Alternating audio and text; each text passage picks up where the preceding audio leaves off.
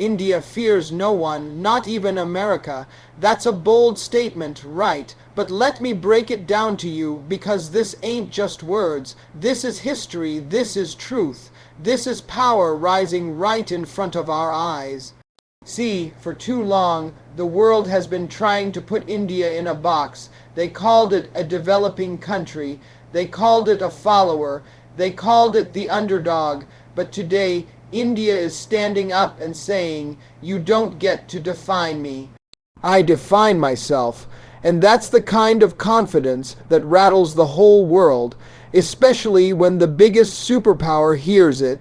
Because when a nation of 4 billion people, full of talent, full of ambition, full of determination, stands up and says, "We fear no one," then everybody has to pay attention. Now let's talk real. Fear has been the world's biggest weapon. Empires ruled through fear. Colonizers thrived on fear. Even America, yes, the most powerful country, runs on a system where fear is often the bargaining chip. Fear of sanctions, fear of isolation, fear of military power, fear of economic dominance. But when a country like India, with its size, its history, and its future, looks that straight in the face and says, "Try me," that's when the balance of power starts to shift. Because fear doesn't work when you're dealing with someone who's already been through the worst. India has seen colonization, it has seen partition, it has seen wars, famines, economic struggles, global dismissals, but every single time it has risen stronger. And when you've lived through centuries of challenges, what exactly is left to fear? America, no, because America is just one more challenge, and India is built for challenges. Think about it for decades. America has been the global referee, deciding who gets respect and who gets punished and who gets rewarded. They told countries what to do, how to act, and when to bow down, but India ain't bowing down. India said, "We're not waiting for your approval. We'll build our own way." Look at what's happening right now. India's economy is not just growing. It's becoming one of the fastest growing in the world. While others are slowing down, India is accelerating. Technology, manufacturing, defense, space. India is not just competing, it's leading. And when America sees that, it knows the game has changed, because the old playbook doesn't work anymore. You can't scare someone who doesn't need you the way they used to. You can't push someone back who has already created their own path forward. And let's talk about this mindset, because it's not just about economics or politics. It's about attitude. India's attitude today is different.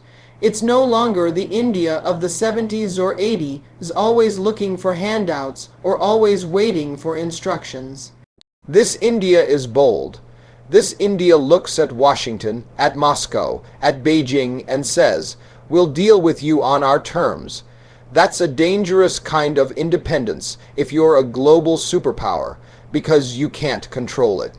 You can't predict it, and America, with all its strategies, loves predictability. But India doesn't play by those old rules. India is rewriting the rules, and when someone rewrites the rules, that's when the game gets flipped. Now here's the real thing that makes India fearless. It's not arrogance, it's self-belief. Self-belief is the most powerful weapon any nation, any person, any movement can have. When you believe in yourself, you stop being scared of other people's power. India believes in its talent. It believes in its young people. It believes in its technology. It believes in its culture. And when a country of over 1 billion people starts believing in itself, you can't intimidate it. America might have the world's biggest military, it might have sanctions, it might have influence, but what it doesn't have is the ability to control self-belief, and that's why India fears no one, not even America. Let's not get it twisted. This doesn't mean India is looking for a fight. No, India isn't reckless, it's strategic, it's smart. It knows when to stand tall and when to negotiate, but the difference is now it negotiates from a position of strength, not weakness. You see, for years America could walk into a room and expect everybody to nod their heads. But now when India walks in, it looks America straight in the eye and says, "We're not here to agree, we're here to decide together. And if we don't like it, we'll go our own way." That's not fear, that's courage, that's confidence, that's leadership, and let's not forget, America needs India more than India needs America. That's the part nobody wants to say out loud, but it's true. Why? Because in today's world, you can't isolate India. India is too big, too connected, too important. You need India in trade, technology, defense, global strategy, and America knows this. That's why they can't treat India the way they treat others. That's why sanctions don't work here. That's why pressure doesn't work here. India has options: Russia, Europe, Middle East, Asia, Africa. It can build partnerships anywhere it wants. So when America tries to put pressure, India just turns around and says, "We'll find another way." That's fearless. Now let's zoom out for a second. This isn't just about India and America. It's about the message India is sending to the entire world. India is saying, we're not scared of anybody, not superpowers, not rivals, not threats. We are our own force, and that message resonates. Smaller countries, emerging economies, they look at India and say, if India can stand tall, why can't we? And suddenly America's influence starts to weaken. Not because America is weaker, but because fear doesn't work the way it used to. That's what India represents, the end of fear-based power. And once that door is opened, there's no closing it. But let me tell you what makes this even more powerful. India isn't just flexing military strength. It's flexing soft power, culture, movies, music, spirituality, food, yoga. India has become a global presence in ways America never imagined. When Indian culture travels across the world, it wins hearts, not just battles.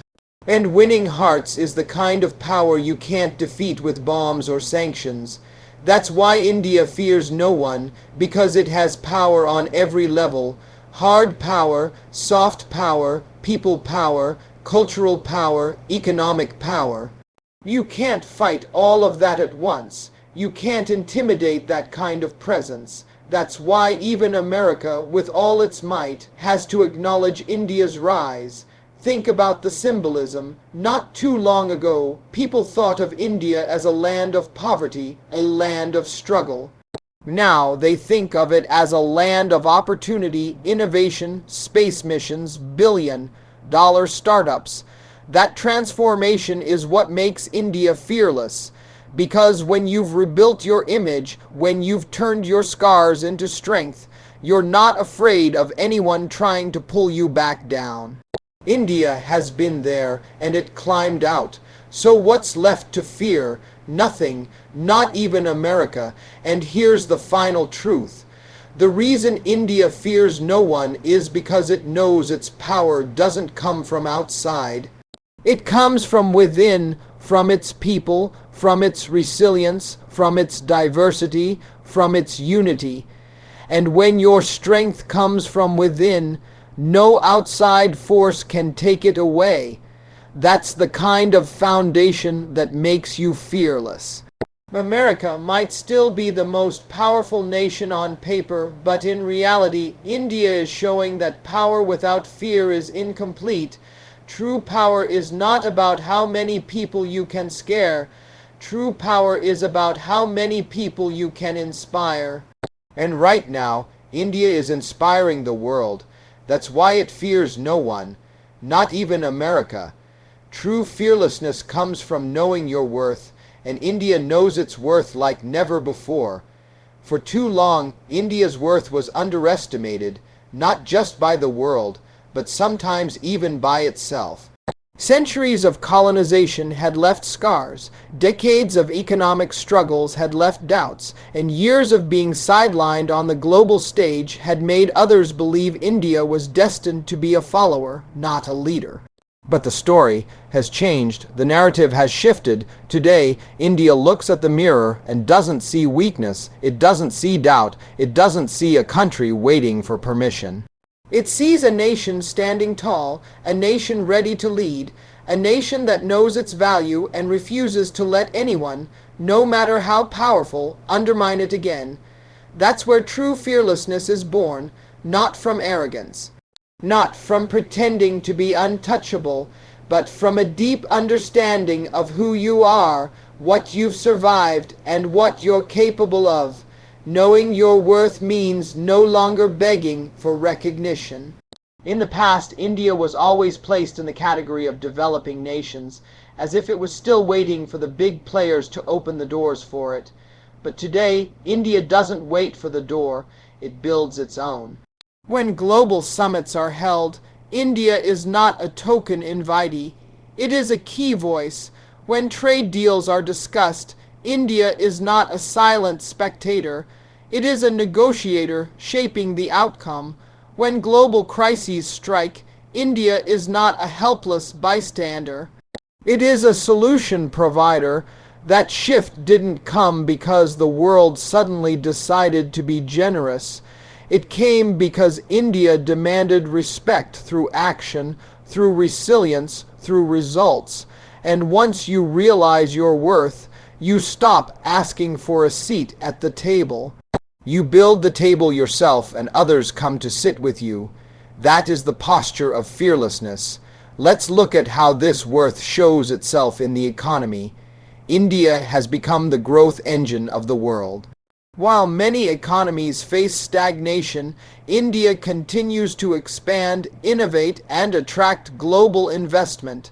Its middle class is exploding.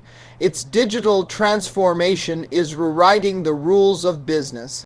And its entrepreneurial spirit is creating giants that compete with the best in Silicon Valley, in Europe, in China. This kind of growth gives India leverage. It gives it the confidence to negotiate on equal terms with the biggest powers, including America.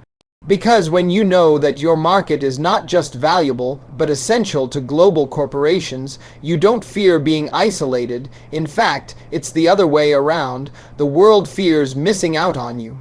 That's what knowing your worth looks like in the modern economy. And then there's defense. For decades, India was seen as dependent on foreign suppliers. But today, India is building its own military power, missiles, fighter jets, submarines, satellites.